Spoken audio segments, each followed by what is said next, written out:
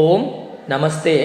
గత కొన్ని రోజులుగా మనందరికీ తెలిసిన విషయం, కృష్ణానది పొంగిపోవడంతో విజయవాడలో ఉన్న దాదాపు 40-45% ప్రజలు చాలా ఇబ్బందులు పడుతున్నారు. మరి ఇటువంటి పరిస్థితిలో కృష్ణానది ఒడ్డున ఉన్నటువంటి మన వైదిక ఆశ్రమం, ఇక్కడ 40 మంది విద్యార్థులతో కూడి ఉన్న దయానంద వేద గురుకులం ఏమైపోతుంది అని కంగారుపడి గురుకుల శ్రేయోభిలాషులు మరియు విద్యార్థుల తల్లిదండ్రులు ఎంతో బాధపడుతూ ఫోన్లు చేస్తున్నారు. ఈ వీడియో మీకోసమే తయారు చేయటం అవుతుంది. మొదటిగా, వైదిక ఆశ్రమం చుట్టుపక్కల పొలాల కంటే చాలా ఎత్తులో ఉన్నది. చుట్టుపక్కలున్న పొలాలలో దాదాపు 4.5 ఫీట్లు నీళ్లు నిండినప్పటికీ ఆశ్రమంలో అసలు నీళ్ళే లేవు. మా ఆశ్రమం పక్కన ఉన్న కాలనీలోకి నీళ్లు వచ్చే వారు ఇబ్బంది పడుతున్నారు, కానీ మాకు ఎటువంటి ఇబ్బంది లేదు.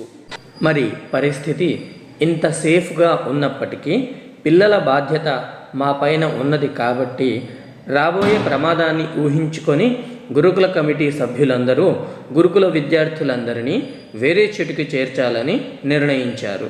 ఇక మేము మా గురుకులాన్ని వదిలి ట్రాక్టర్తో మా గురుకులాన్ని దగ్గరలో ఉన్న రాయపుడి ఊరికి వచ్చేస్తున్నాము. అమ్మో, ఆశ్రమంలో అసలు నీళ్ళే లేవు, కానీ బయటకు వస్తే తెలుస్తుంది. ఇక్కడ 4 అడుగులు లేక 5 అడుగులు నీళ్లు ఉన్నాయి. ఏ రోడ్డుపైనైతే ఇన్ని రోజుల వరకు హాయిగా తిరిగామో ఆ రోడ్డుపైన ఈరోజు పడవతో ప్రయాణం చేసే పరిస్థితి ఏర్పడినది. చూడండి, ఇక్కడ సిమెంట్ రోడ్డు మరియు కాలువ పక్కపక్కననే ఉన్నవి. కానీ ఇప్పుడు పరిస్థితి ఏ విధంగా ఉన్నదంటే, ఏది కాలువ ఏది సిమెంట్ రోడ్ అనేది నీళ్ళ వల్ల అర్థం కావటం లేదు. మమ్మల్ని తీసుకువెళ్ళే ట్రాక్టర్ డ్రైవర్ చాలా ఎక్స్పీరియన్స్ ఉన్నవాడు కాబట్టి చాలా జాగ్రత్తగా తీసుకొని వెళ్తున్నాడు. ఈ రకంగా వరదను కళ్ళారా చూడటం నా జీవితంలో మొట్టమొదటిసారి. గురుకులంలో చేరిన తర్వాత నుంచి ఇటువంటి పరిస్థితి రావడం నా ముందు మొట్టమొదటిసారి. నేను మా విద్యార్థులు రాయపూడి గ్రామం నుండి బయలుదేరి తెనాలి మండలం నందివెలుగు గ్రామంలో ఉన్న మహర్షి దయానంద వృద్ధాశ్రమానికి వచ్చేసాము. ఎంతో ప్రశాంతమైన, అందమైన ప్రకృతి సౌందర్యంతో అలరారుతున్న పవిత్రమైన ఆశ్రమం దయానంద వృద్ధాశ్రమం. రాయపూడిలో ఎటు చూసినా నీటితో నిండిపోయి ఉన్న ప్రమాదకరమైన వాతావరణం. ఇక్కడ అటువంటి భయం ఏమాత్రం లేదు. వరద నీరు పూర్తిగా తగ్గిపోయేంత వరకు మేము ఈ ఆశ్రమంలోనే ఉంటాము. ఈ ఆశ్రమంలో ఉన్న పెద్దలైన కమిటీ సభ్యులందరికీ నేను మనస్ఫూర్తిగా ధన్యవాదములను తెలియపరుచుకుంటున్నాను.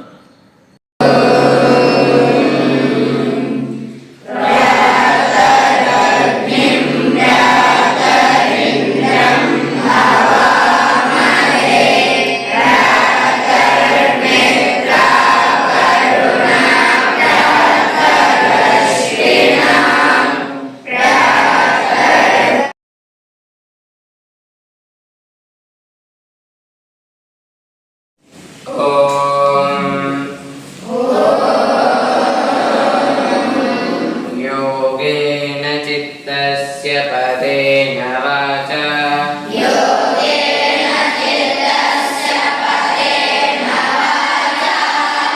मलं शरीरस्य च वैद्यकेन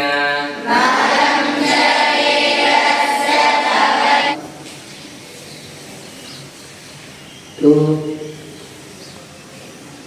3, 4, 5, 6, 7, 8, 9, 10, 11, 12. అనులోమ విలోమ ప్రాణాయామం. ఫస్ట్ ఎడమ వైపు,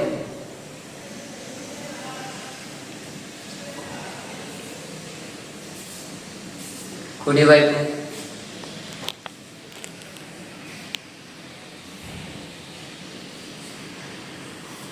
ఎడమ వైపు,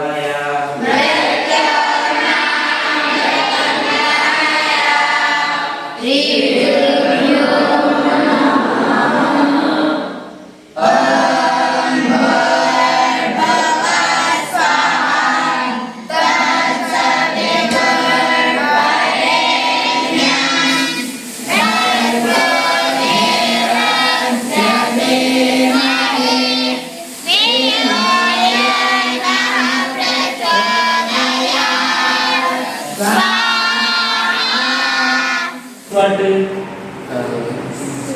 Xi means what? Mid value. Mid value. Xi means what? Mid value. Okay, mid value is 155, 53, 55, 54, 56, 58. Mid value is 59, 61, 62, 64, 63. These are the mid values. This one is kind of given. Which method? Step deviation. Step deviation method. If you find out step deviation method, we write first UI. UI and 2. How to write UI?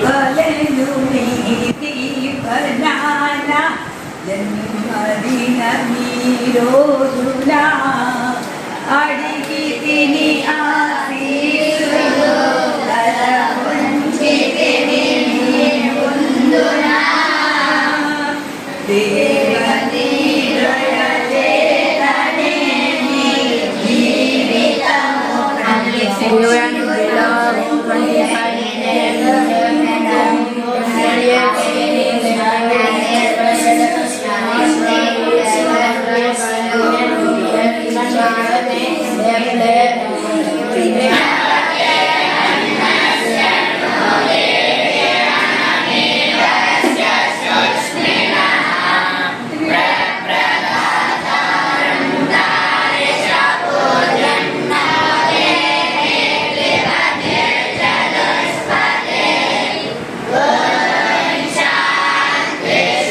మేము నంది వెలుగు ఆశ్రమంలో స్థిరంగా ఉన్నాము.